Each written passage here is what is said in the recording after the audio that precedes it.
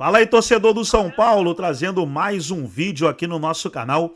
E nesse vídeo pra gente estar falando aí do duelo de hoje entre São Paulo e Náutico pela Copa do Brasil 2025, é a estreia do Tricolor na competição. Morumbi vai estar lotado e o São Paulo precisa aí de um resultado positivo, porque depois vai decidir a classificação fora de casa. Vamos aí reagir àquilo que os comentaristas falaram do duelo de hoje. Logo depois a gente vai analisar juntos aí a escalação do São Paulo, mas antes quero convidar você que ainda não é inscrito no nosso canal, se inscreva, ativa o sininho das notificações para você não perder nada. Tudo do São Paulo, tudo do Tricolor você encontra aqui no nosso canal. Vamos aí para as informações e logo depois eu volto para analisar junto com vocês a escalação do São Paulo. O São Paulo tem uma semana cheia pela frente, estreia na Copa do Brasil nesta terça-feira contra o Náutico e na sexta-feira vai encarar o Fortaleza pelo Campeonato Brasileiro. Aliás, o time de Luiz Ubeldia quer voltar a vencer pela competição, afinal de contas até aqui só tem uma vitória no Brasileirão e 5 empates. Mas o foco neste momento é realmente no próximo compromisso, válido pela terceira fase da Copa do Brasil. O jogo contra o Náutico vai acontecer no Morumbi e o São Paulo, é claro, fez uma preparação nesta segunda-feira visando este duelo. Tem atualização no departamento médico. O Pablo Maia, que faz o processo de transição desde que ele fez uma cirurgia no tornozelo, participou do aquecimento junto com os outros jogadores do elenco. Depois, ele voltou para as atividades normalmente com a equipe de preparação física, mas o processo de transição do volante São Paulino tem acontecido muito bem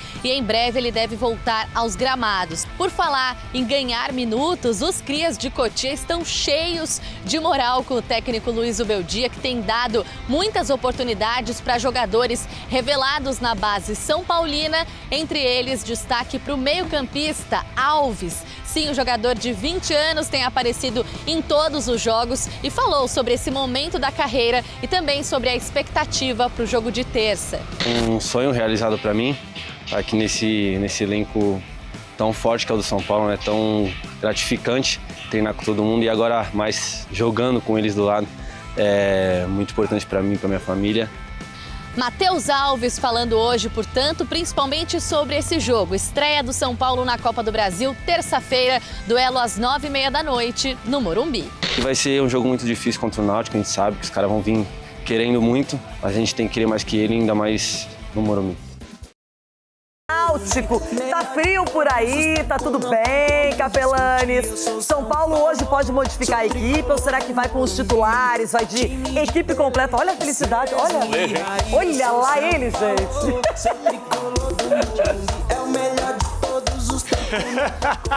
Ô Rê, eu vou falar um pouco sobre o São Paulo, mas vem cá, ó, fica comigo ainda. Eu tenho uma pergunta pra te fazer. Nós somos apaixonados por futebol.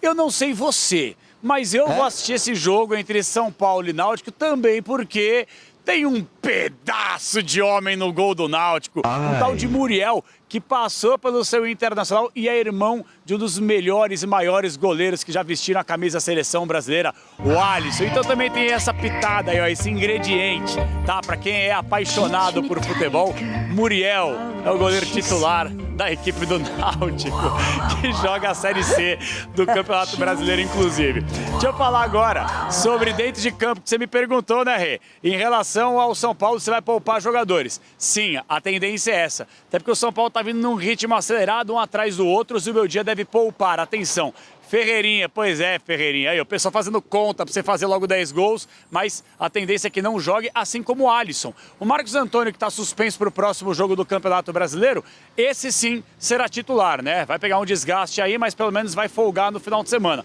Então assim, é o São Paulo, não vou falar alternativo, mas é um São Paulo que vem jogando de forma alternativa nas últimas rodadas. É sem Caleri, sem Oscar, sem Lucas, hoje sem Arboleda. Então, assim, é um time minimamente alternativo, já com o Zubeldia poupando um ou outro atleta. Trazer uma curiosidade em relação aqui ao técnico Hélio dos Anjos, que jogando aí a Série C, muitas vezes joga com um sistema com 3 atacantes. Mas também não é bobo, né? Longe disso. A tendência é que jogue num 4-4-2, povoando mais o meio campo, dando aquela segurada, porque o São Paulo vem, ó, vem babando pra cima para conseguir, quem sabe, já garantir a classificação no jogo de ida aqui no Morumba. E aí vocês falaram aí durante o YouTube também, para quem não acompanhou, vou dar uma sublinhada, sobre o balanço financeiro, as contas reprovadas do Corinthians, tá? Só para ressaltar mais uma vez, 83 páginas de documento. Quem quiser acompanhar, está no site do São Paulo também, inclusive, tudo assinado pelo presidente Júlio Casares. E eles divulgaram o último balanço. Gente,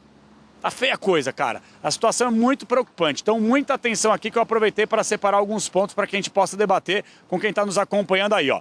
Balanço financeiro divulgado pelo São Paulo, tá? Não é fake news, tá no site do Tricolor, tá? Perdeu um processo para a prefeitura recentemente de 45 milhas, grana pra caramba. O clube arcou com a multa da antiga patrocinadora de 35 milhões para poder fazer a mudança e tomou um processo da Receita Federal de 20 milhões. Também houve um crescimento significativo no endividamento oneroso com bancos e outros credores.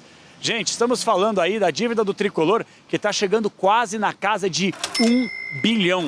Mais de 935 milhões de reais só de dívida. E ainda tem uma questão que muitos conselheiros, inclusive eu conversava com agora há pouco, a galera estava falando o seguinte, a gente também quer entender quantos empréstimos bancários foram feitos dessa atual gestão do Casares. Porque você sabe, né, Rê? Como falou muito bem o Ulisses, com os juros abusivos do país, é uma bola de neve, uma coisa atrás da outra, hein, Rê? Realmente essa lei econômica no Brasil, ela não favorece muito quem precisa de crédito, porque vai se avolumando e você vai tendo problemas ainda mais com montantes que são enormes, como no futebol. Marco Aurélio Cunha, é constrangedor, não é? Você ter quase 1 bilhão de dívidas. Ah, mas outros têm, mas não interessa, é o São Paulo.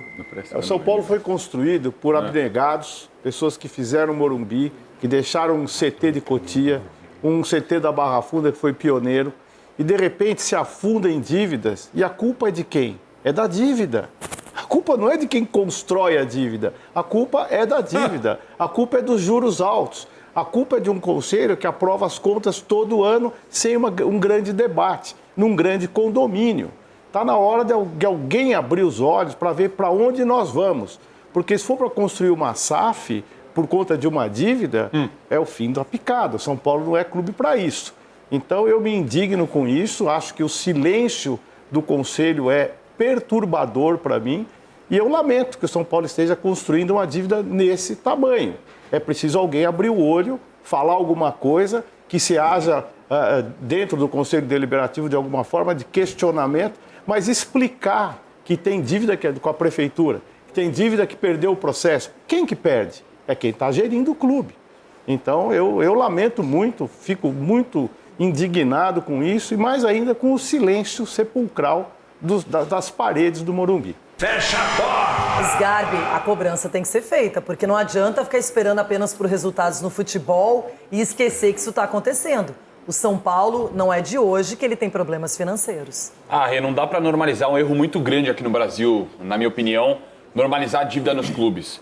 Porque hoje no Corinthians é normalizado. O Corinthians está devendo 2,5 bi.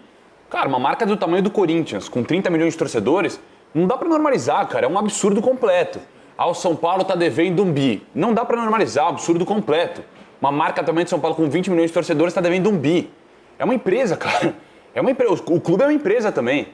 Cara, como que uma empresa... E fatura quanto por ano? Olha o faturamento, exatamente. Como que uma empresa tá devendo 1 bi? Como que uma empresa como o Corinthians está devendo quase 3 bi? Se bobear nesse ano, ainda aumenta para isso. Então é um absurdo, não dá para normalizar isso no Brasil. Eu já falei algumas vezes aqui.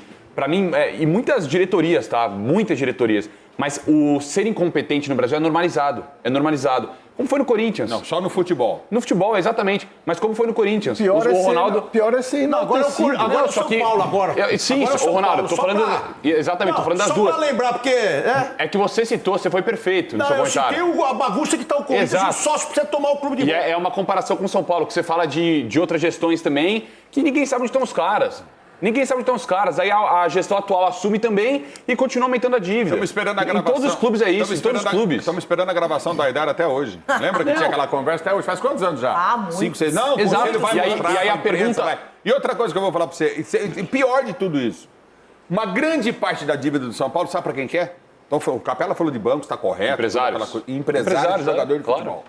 É uma grande parte quando da você dívida. contrata um jogador, o empresário tem uma comissão acertada, e aí as pessoas esquecem disso. Agora, Cicinho, quando você jogava no São Paulo, você se preocupava com isso? Você pensava nesse aspecto financeiro? Isso chegava até vocês? Como é que era essa relação jogador e a saúde financeira do clube? Renata, o que me trouxe para o São Paulo, na verdade, além do sonho de vestir a camisa do time que eu torço, foi exatamente a imagem que o São Paulo transmitia de clube exemplar. Isso. Né? Em termos de salário, que não atrasava salário. Então, isso chamou muito a minha atenção. No entanto, eu já contei em algumas entrevistas, eu cheguei no São Paulo depois de 7 meses de salário e 14 de fundo de garantia atrasado no time que eu jogava anteriormente, que era o Atlético Mineiro. E o Juvenal Juvencio, na época, me deu um cheque de 100 mil reais, eu vou falar isso daqui na televisão, para eu passar o Natal, porque eu não tinha dinheiro para passar o Natal. Entendeu? E ele deu do próprio bolso dele. Então, o São Paulo sempre foi um clube exemplar. E hoje perdeu essa credibilidade. Você vê jogadores que acabam optando, com todo respeito, lógico, aí pro Fortaleza, pro Bahia, por quê? Times onde a credibilidade é transmitida. E é lamentável isso por Corinthians, São Paulo e outras equipes grandes que uma hora chega a conta e é isso que nós estamos vendo no futebol brasileiro. Hoje um jogador vai querer jogar no Palmeiras ou em qualquer outro clube desses? Palmeiras, nos 2 primeiros meses do ano, ele teve de superávit 160 milhões. Que entrou parte da venda do zagueiro, né, do Vitor. E também depois o Palmeiras teve algumas receitas de patrocínio. Então, tem que melhorar isso, gente. E a pergunta, o que o Palmeiras tem que São Paulo e Corinthians não tem? Pois é. O que tem, eu sei. Sério. Administração. E aí que tá. A Leila, eu falo aqui, os caras querem me matar. Desde o Paulo Nobre, a chegada, não é mesmo? Do Gagliotti depois, a Leila depois. O Palmeiras vem numa sequência de grandes administradores que construíram uma história que é mantida por uma mulher que é impressionante, que é a melhor dirigente do futebol brasileiro, que é a Leila. Só para deixar bem claro, tá? O dinheiro que eu recebi, quem me deu foi o Juvenal Juvencio do bolso dele, não foi nada do São Paulo. Olha então, só. Mas ele era o responsável pelo exatamente, São Paulo. mas ele deu do bolso dele. Hoje é o quê? É do São Paulo. Hoje não tem mais nome e sobrenome. Agora tem um detalhe. Everton, aí em Minas, até o Cicinho falou do Galo, a gente sabe que 7 meses sem pagar ele, hein? Ele enfrenta os seus problemas financeiros, só que o Cruzeiro hoje é uma SAF, o Galo ainda tem uma dívida muito grande também. O galoteiro. E é pública e notória. Galoteiro? Ô, Renata. A dívida é muito grande e eu fico achando legal a Timão Presa aí tentando tirar sarro dos outros como se estivesse tranquilo lá, né? Estão vendo aí a situação do Corinthians, né? Caiu o Ulisses, o galoteiro e tal. Só para servir como exemplo, o Atlético, os próprios credores do clube, ou parte dos credores, hoje são donos do clube. Então o negócio foi ficando insustentável. Essa dívida do São Paulo, pelo menos para mim, ela é impagável. Impagável. Tá? E eu, sinceramente, não sei se há outro caminho se não se tornar SAF. Eu nem sei se tem alguém fazendo algum movimento para dificultar a situação para daqui a pouco o clube virar SAF. O Atlético era associativo, se tornou SAF. E um detalhe, e a dívida continua aumentando. Agora, que negócio hoje que o seu executivo vai lá, seu gestor, aí balanço atrás de balanço e a dívida vai aumentando. E ninguém fala nada, porque agora o clube tem dono. Não fez recuperação judicial, porque os próprios donos são credores do clube, não aparecer na lista e negociar a dívida, né? Obviamente que não. Negociar por valor menor. Então a dívida do Atlético só aumenta como SAF, só que o Cruzeiro também apresentou o balanço, a dívida aumentou, mas o Cruzeiro tem um dono, um multibilionário, que seguramente, pelo menos acho que nos próximos 3, 4 anos, o Cruzeiro já quita toda a dívida e se torna um clube superavitário. Isso é palavras do dono do clube. No Atlético é diferente, porque lá é meio que um conselho, né? São pelo menos 4 donos. Então, se tornar SAF não é sinônimo de que tudo será sanado, porque Atlético e Cruzeiro têm suas dívidas aumentadas. Repito, no Cruzeiro a coisa é mais fácil para controlar, porque o Cruzeiro tem um dono e se a coisa apertar, ele faz aporte, ele banca e ele paga a dívida. No Atlético, a coisa não funciona muito bem, não. Eu entendo que essa dívida que ultrapassa 1 bi no São Paulo, no Corinthians e tal, é uma dívida impagável. E no Corinthians eu ainda acho que se for daquele jeito que eu falei, com o administrador acima da média, pode, porque o Corinthians tem um alto potencial de arrecadação. Mas eu acho que essa dívida no São Paulo acima de 1 bi é impagável e o caminho, lamentavelmente, seria a SAF para o Tricolor. Então daí, pessoal, foi o vídeo onde os comentaristas debateram aí a partida de hoje entre São Paulo e Náutico. Vamos aqui agora juntos analisar a provável escalação. Deixa eu dar um zoom aqui na tela para a gente conferir juntos aí. O time vai com Rafael no gol, Cedric Soares ou Ferrarese ali na lateral direita, com Juan e Alan Franco, a dupla de zaga, Enzo Dias na lateral esquerda, dupla de volante Marcos Antônio e Bobadilha, com Matheus Alves como meia de ligação. Na frente, Lucas Ferreira, Ferreirinha e o André Silva é a provável escalação do São Paulo para a partida de hoje. E aí, torcedor, você gosta dessa escalação? Deixa nos comentários aí, participa com a gente, sua participação é muito importante. Gostou do vídeo? Deixa o like, se inscreva no canal, ativa o sininho das notificações. Forte abraço a todos e até o nosso próximo vídeo aqui no nosso canal do São Paulo.